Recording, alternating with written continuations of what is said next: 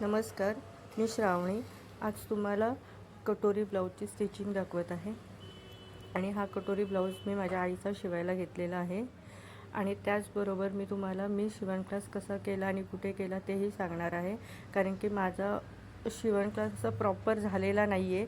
मी basic शिवण class केला होता खूप वर्षापूर्वी. तिथे अगदी मला 4 टक्स ब्लाऊज आणि कटोरी ब्लाऊज शिवायला शिकवलं. पण ते एवढं परफेक्ट असं मला जमलं नाही. म्हणून मी काही वर्षांनी ते काम थांबवलं आणि मग पुन्हा एक 3-4 वर्षापूर्वीपासून स्टार्ट केलेलं आहे, जे की यूट्यूबवरून मी स्टार्ट केलेलं आहे. यूट्यूबचे व्हिडिओ बघून वगैरे, त्यातून पण खूप व्हिडिओ बघून मी हे ब्लाऊज शिवायला शिकले. आणि त्यातल्या त्यात मी सांगते, मला जोंधळे क्रिएशन ह्या चॅनलवरच्या व्हिडिओनी खूप जास्ती फायदा झाला आहे. कारण की ते व्हिडिओ बघितले आणि मग मला ते जरा व्यवस्थित वाटले, सोपे वाटले आणि त्या पद्धतीने मग मी शिवायला सुरुवात केली. आणि आज माझ्याकडे खूप कस्टमर आहेत, खूप ब्लाऊजं शिवायला येतात. हा एक छोटासा व्हिडिओ बघून क्लासच झाल्यासारखं आहे माझं.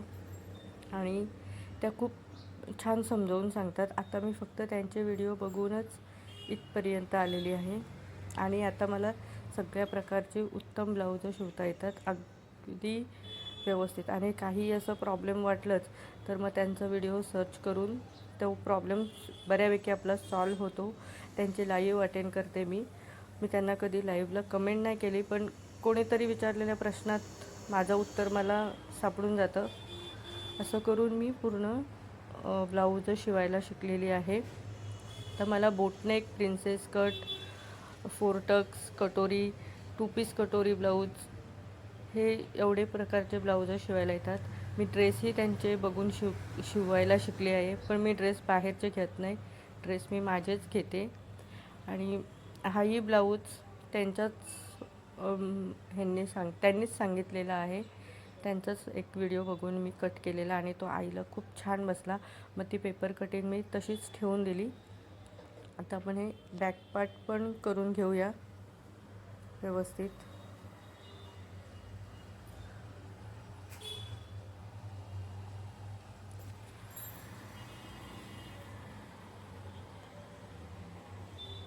इथे थोडंसं काहीतरी झालं, स्किप झालं, ते काही कळलंच नाही.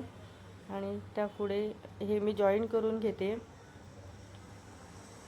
हे बघा, हे व्यवस्थित फ्रंट आणि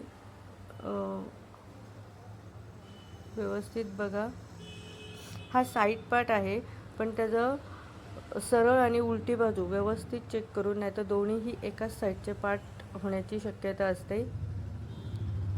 ते व्यवस्थित कट करून मी सगळं अस्तर जोडून घेते. अगदी 10 ते 15 मिनटात अस्तर जोडून होतो.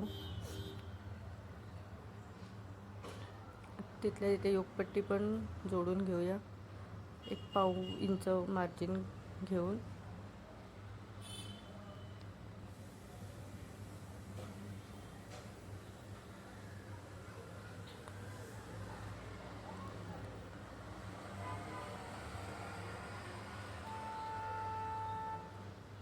आणि ब्लाऊजची फिनिशिंग खूप छान येते, खूप व्यवस्थित ब्लाऊज बसतो, अजिबात शोल्डर वगैरे उतरत नाही.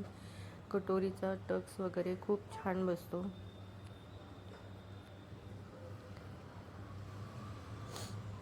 आणि आजपर्यंत जेवढ्यांचे मी ब्लाऊज शिवून दिले, त्यांनी अजूनपर्यंत कंप्लेंट आणलेली नाही आहे की तुमचा ब्लाऊज व्यवस्थित बसला नाही. फार तर लूज किंवा टाईट असंच झालेलं आहे.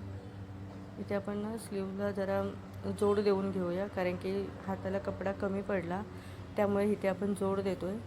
आणि जोड देताना नेहमी मागील भागाला द्यायचा. आणि मोठा जर जोड असेल तर शक्यतो दोन्हीकडे समप्रमाणात घ्यायचं, म्हणजे ते काकेत जातं, असं दिसत नाही वरती.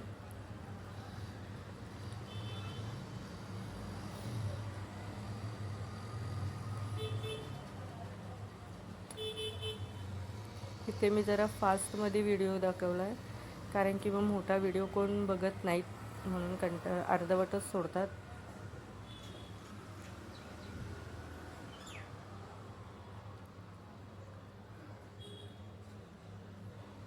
ते पण दोन्ही बाही अस्तरला जोडून घेऊया व्यवस्थित. इथे फिनिशिंगची टिप दिली तरी चालते, इथे मी दिलेली नाही आहे, कारण की कपडा कॉटनचा असल्यामुळे ते काही सरकलं नाही अजिबात. शक्यतो सुळसुळीत कपडा असेल तर मी डाब टिप, फिनिशिंग टिप देऊन घेते.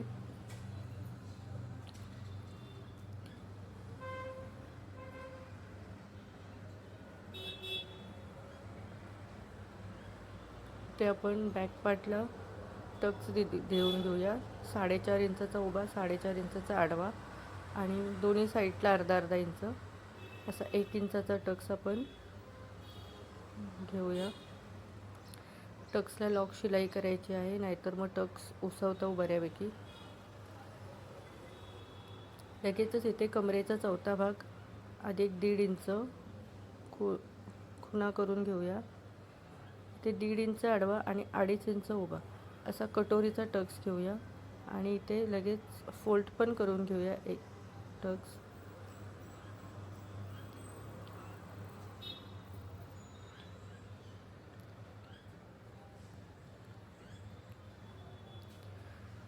इथे आपण साईड पार्ट घेतोय. मी योगपट्टीच्या साईडून जोडायला घेतला आहे साईड पार्ट, पण बघा कुठेही कमी पडत नाही आणि अगदी हलक्या हाताने जोडायचं आहे, खेचायचं नाही आहे अजिबात. आणि बघा किती खूप छान मस्त पप आला आहे.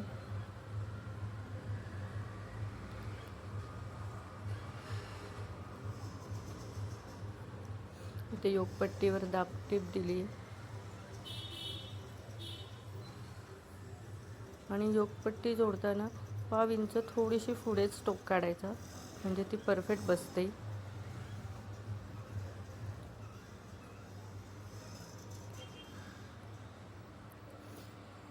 इथे आपण लगेच हुक पट्टी लावून घेऊया. इथे हुक पट्टी लावताना मेजर घ्यायचं. 5.5 इंचाची कटोरी घेतली. छातीचा चौथा भाग अधिक 1.5 इंच, 34चा कटोरी ब्लाऊज आहे हा.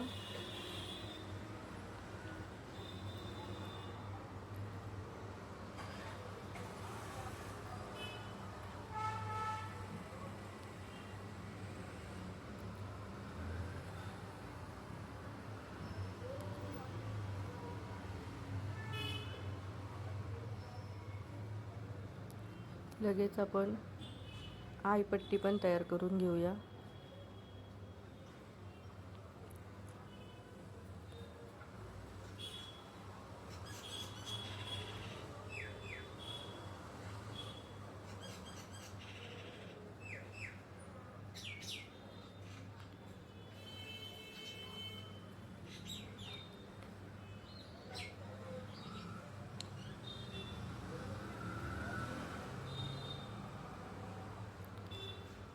आणि आता आपण व्यवस्थित आईपट्टी आणि हुकपट्टी एकावर एक ठेवून गळ्याचं मेजर करून घेऊया. आणि तिथे अर्धा इंच गळा मी खालच्या साईडला मार्किंग करून कट केलेला आहे व्यवस्थित गोल शेपमध्ये. आणि इथे कमरेचा चौथा भाग अधिक 1.5 इंच असं आपलं फिटिंगची मार्जिन लाईन काढून घेऊया.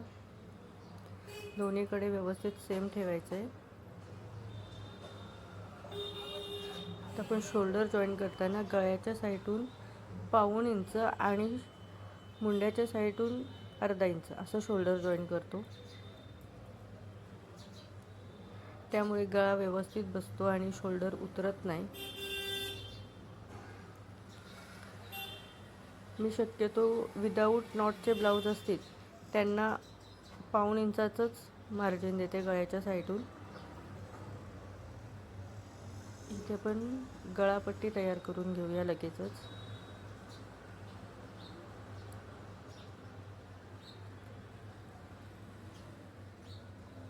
काहीतरी होतंय, मध्ये मध्ये स्टॉप होतोय व्हिडिओ.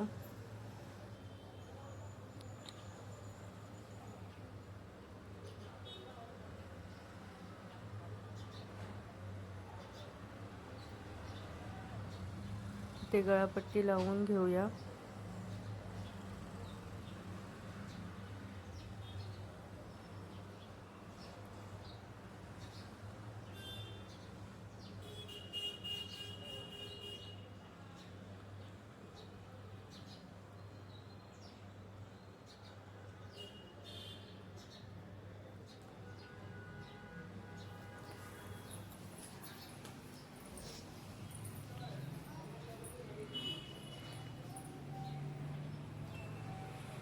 व्यवस्थित पट्टी लावून घेऊन ती फोल्ड करायची आपल्याला. तिथे मी हात शिलाई करणार आहे. आणि आता पण आताचं 2.25 इंचाची शोल्डर पट्टी आणि मग बाहीचं मध्य काढून अर्धा इंच मार्जिन कवर करून मध्यातून आपण लावून घेऊया. इथे मला 1/2 इंच बाही कमी पडली होती म्हणून ती मी व्यवस्थित मध्यातून लावून घेतली.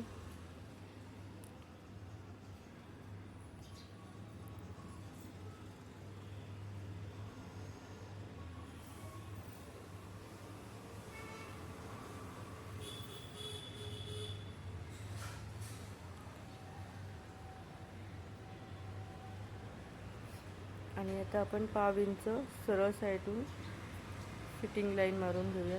व्यवस्थित फिटिंग करून घेऊया. इथे दंड घेराचं निम्म्या पुढे 1.5 इंच आणि स्ट्रेट लाईन मारून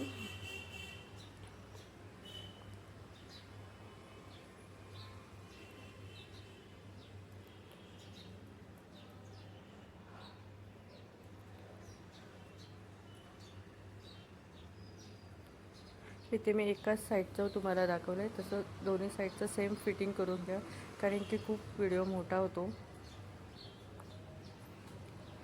तुम्ही बघू शकता एकदम छान आणि परफेक्ट ब्लाऊज आलेला आहे. फिटिंग पण एकदम सरळ आलेली आहे. कुठेही क्रॉस नाही गेलेलं आहे ते.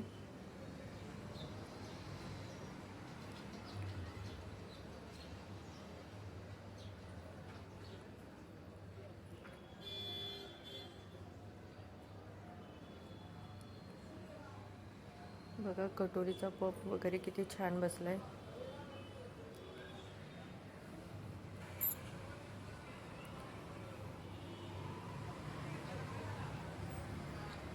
एकदम सुंदर आणि परफेक्ट ब्लाऊज बसलाय. चला बाय.